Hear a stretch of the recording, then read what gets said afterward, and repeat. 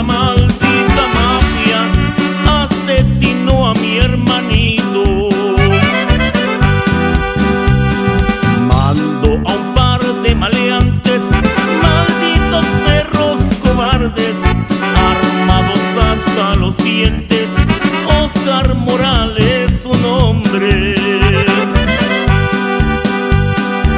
Él era un hombre santo que siempre hablaba de Dios.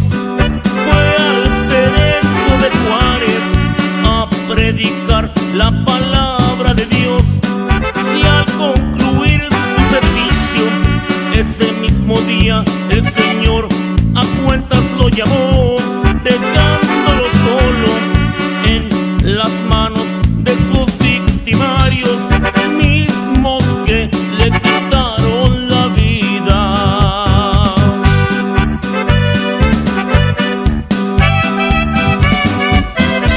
Don Beto Morales.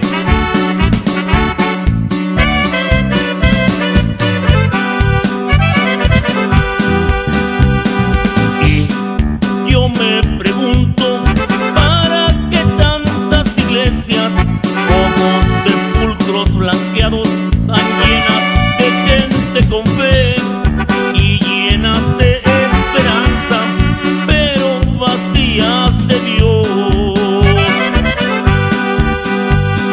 ¿Dónde estás ahora, hermanito? ¿Acaso con Dios?